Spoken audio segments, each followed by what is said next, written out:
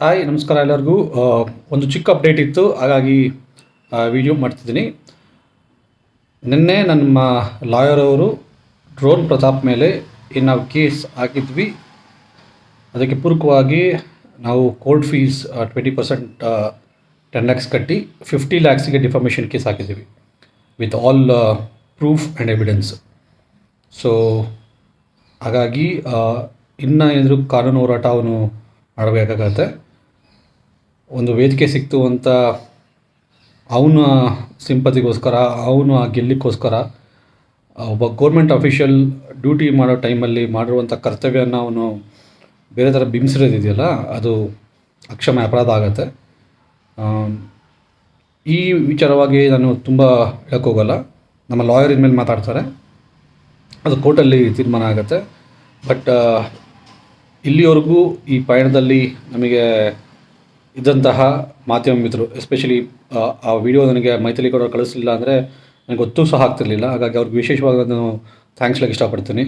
ಅದಾದಮೇಲೆ ಪ್ರತಿಯೊಬ್ಬರು ಮಾಧ್ಯಮದವರು ನಾನು ಪ್ರೂಫ್ ಕೊಟ್ಟು ಮಾತಾಡಿದಾಗ ಅವಕಾಶ ಕೊಟ್ಟು ಜನಕ್ಕೆ ಸತ್ಯ ತಲುಪಿಸೋ ಒಂದು ಪ್ರಯತ್ನ ನಾವು ಮಾಡಿದ್ವಿ. ಇಷ್ಟಾಗಿಯೂ ಸಹ ಕೆಲವೊಂದು ಪೇಯ್ಡ್ PR ಟೀಮ್ ಅವರು ಅವನ ಪರವಾಗಿ ಮಾಡೋದು ಅವರ ಅಭಿವ್ಯಕ್ತಿ ಸ್ವಾತಂತ್ರ್ಯಕ್ಕೆ ಬಿಟ್ಟದ್ದು. ಬಟ್ ಕಾನೂನಲ್ಲಿ ಸಾಕ್ಷಿ ಪ್ರೂಫ್ ಮಾತ್ರ ಪರಿಗಣ ತೊಗೊತಾರೆ.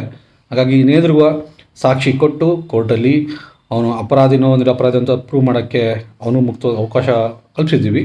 ಆ ಅವಕಾಶನ ಉಪಯೋಗಿಸ್ಕೊಂಡು ಅವನು ಪ್ರೂವ್ ಮಾಡಬೇಕಾಗತ್ತೆ. ಸೊ ನಾವಂತೂ ಯಾವುದೇ ಕಾರಣಕ್ಕೂ ಹಿಂದೆ ಸರಿ ಮಾತೇ ಇಲ್ಲ. ಇಷ್ಟೆಲ್ಲ ಮಾಡಲಿಕ್ಕೆ ನನಗೆ ಸಹಕಾರ ಕೊಟ್ಟಂಥ ನನ್ನ ಇಲಾಖೆ, ಪೊಲೀಸ್ ಇಲಾಖೆ, BBMPಯಿಂದ ಅಫಿಷಿಯಲ್ಸು, ಇನ್ಕಮ್ ಟ್ಯಾಕ್ಸ್ ಡಿಪಾರ್ಟ್ಮೆಂಟರಾಗಿರ್ಬೋದು, ಪ್ರತಿಯೊಬ್ಬರು ಎಲ್ಲ ಗೌರ್ಮೆಂಟ್ ಇಲಾಖೆಯವರಿಗೆ ಈ ಒಂದು ಪ್ರಕ್ರಿಯೆಯಲ್ಲಿ ತುಂಬ ಸಹಕಾರ ಕೊಟ್ಟಿದ್ದಾರೆ, ಆತ್ಮಸ್ಥೈರ್ಯ ತುಂಬಿದ್ದಾರೆ. ಯಾಕೆ ನಾವು ಇದೀವಿ ನಿಮ್ಮೊಟ್ಟಿಗೆ, ನೀವೇನೋ ತುಂಬ ಚೆನ್ನಾಗಿ ಗೊತ್ತು ಅಂತ ಹೇಳಿದ್ದಾರೆ.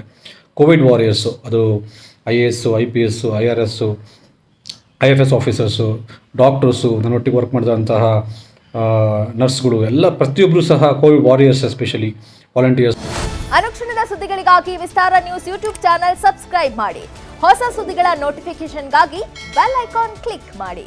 ಲೇಟೆಸ್ಟ್ ಅಪ್ಡೇಟ್ಸ್ಗಾಗಿ www.vistaranews.com ವೆಬ್ಸೈಟ್ಗೆ ವಿಸಿಟ್ ಮಾಡಿ. ಅಂಗೈಯಲ್ಲೇ ಜಗತ್ತಿನ ಸುದ್ದಿ ತಿಳಿಯಲು ವಿಸ್ತಾರ ನ್ಯೂಸ್ ಕನ್ನಡ ಆಪ್ ಡೌನ್ಲೋಡ್ ಮಾಡಿ.